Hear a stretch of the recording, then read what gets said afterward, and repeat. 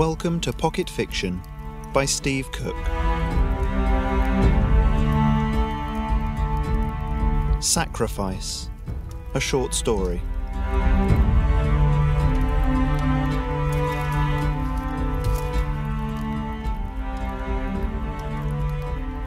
Sir, what I am about to show you is far and away the crown jewel of our collection, the salesman said, running his fingers over his poncy goatee and adjusting his "My name is Renee" badge. As Brian was guided past huge fridge freezers and glistening marble worktops, he felt his mouth go dry. There was no way he could afford any of this, not on his salary. The kitchen showroom was brightly lit, spotlights reflecting from every chromed surface, exuding wealth and a kind of harsh comfort. "Right this way, sir," Renee said, pointing towards a relatively empty area. There was just a long worktop with a sink and an induction hob, a few herbs and spices, and a bottle of olive oil. "I'm not sure this is, Brian said, not really wanting to admit that he felt quite so out of his depth. "Allow me to demonstrate, sir."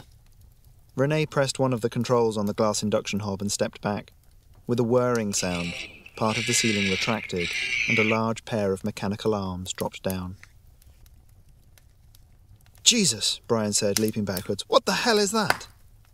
Sleek white armour covered the arms, black hinges whispering as they moved.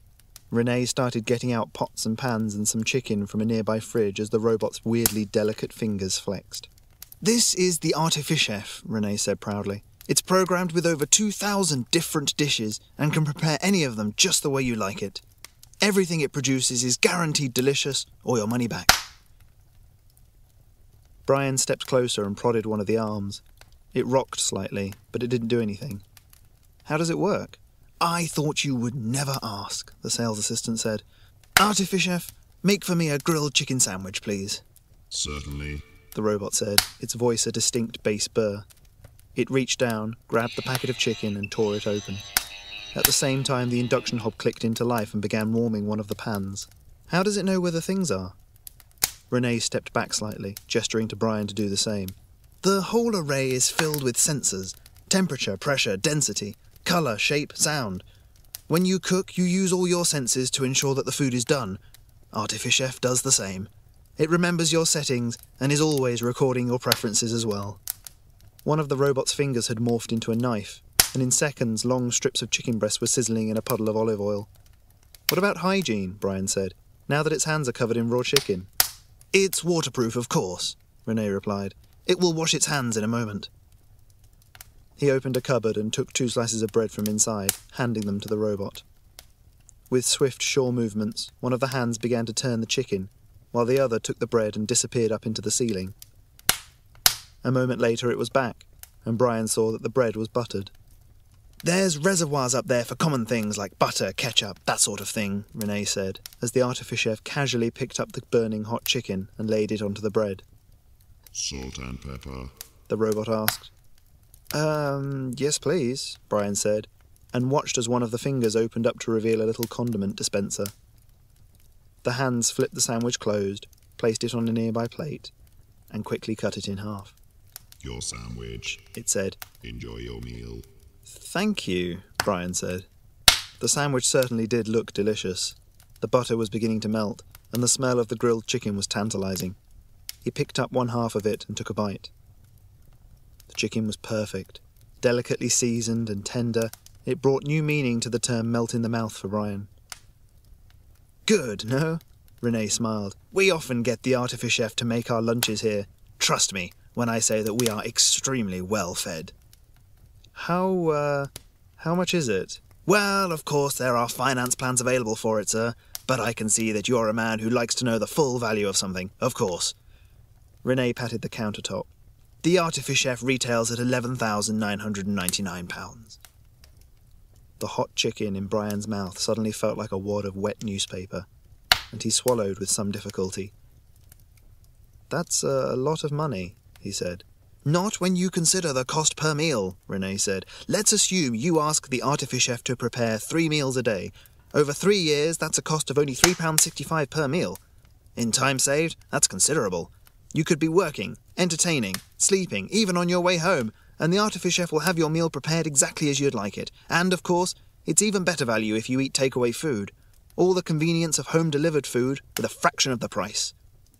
He handed Brian a leaflet, and words like app-controlled and guaranteed to make anything delicious and low maintenance leapt out at him.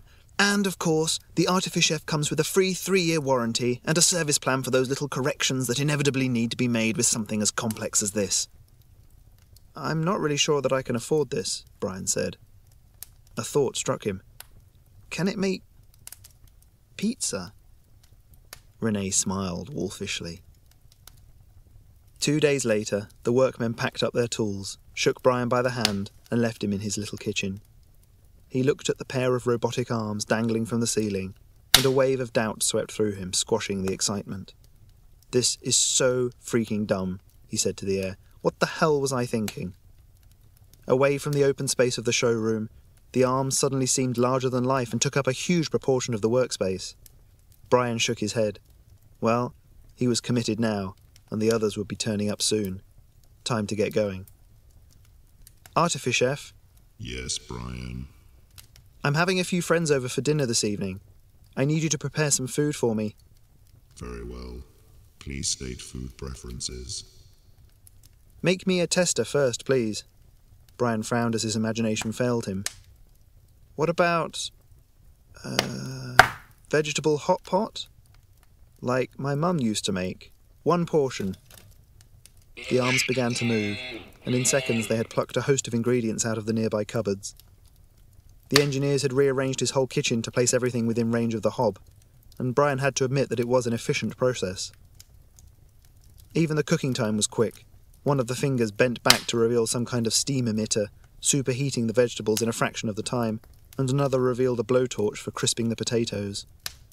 The bowl of food, when it came, smelled and looked amazing. From the first bite, Brian knew that he was on to a winner. This is good, he said. Thank you. So you really can make anything delicious? Well, there's some of my friends coming over, and one of them is a chef at a kitchen. Brian scowled. He's irritatingly good at cooking. So I want you to make... something like you just did. Something that will impress him. He looked at the time and realised that he was going to have to tidy up and set the table before people started arriving. I don't know. Something they'd serve in a high-class kitchen. Really throw yourself into it, you know? Brian shrugged. 6 portions of whatever it is, ready in half an hour. Of course, Brian. The robot said, and its arms whirred into life. Brian took a moment to watch it work, and a part of him knew that he could never be this sure in his own kitchen. Cheese on toast he could manage, and warming up ready meals. Pizza, pasta in a pre-made sauce. These were all within his reach, but nothing like that vegetable hot pot had ever been made in this kitchen before. Half an hour later, the table was set and Brian's guests had arrived. At the head of the table, holding court as ever, sat Finn. He was a large man, his hooked nose and slightly twisted grin giving the impression that he was constantly sneering. Had somebody send back one of the meals from the kitchen today, he was saying. Reckoned there was too much salt in it, or something like that. As if. So me and the lads sent it back with a little extra sauce, if you know what I mean. He grinned and mimed an act that Brian found it hard to believe a chef could really get away with doing in a 4-star restaurant's kitchen. Then Finn turned his grin onto Brian. So, where's this robot chef you've been bigging up to us for the last couple of days?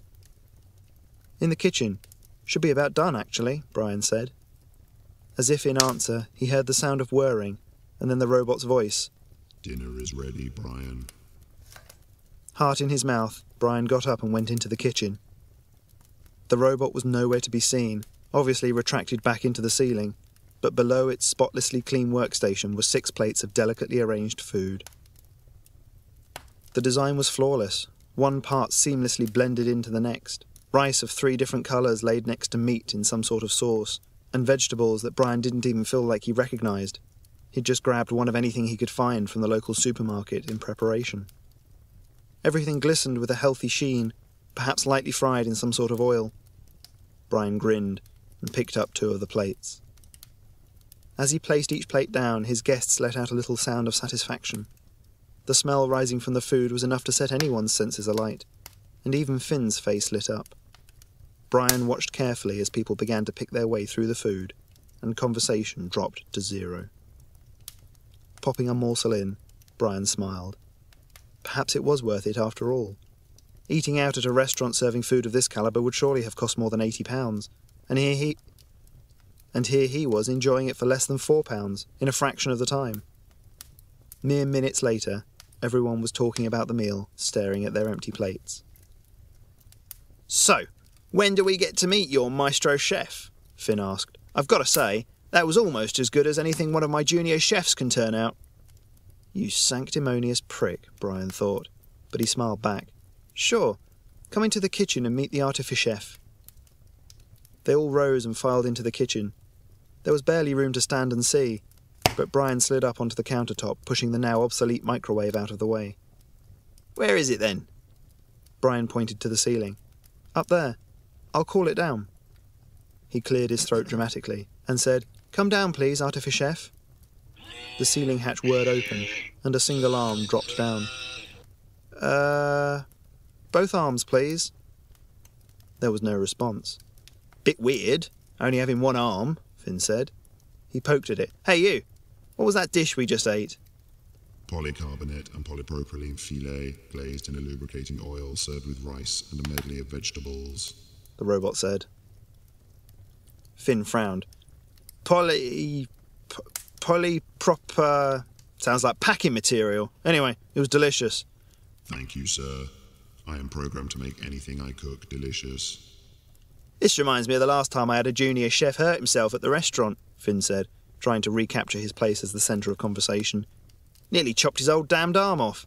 Emergency room job, that one. Shame, though. Could have made a fine stew out of that arm."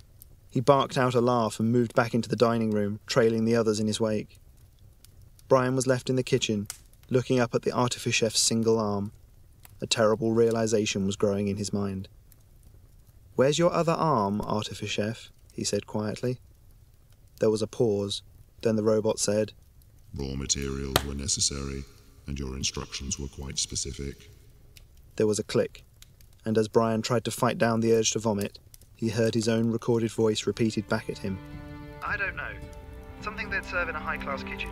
Really throw yourself into it."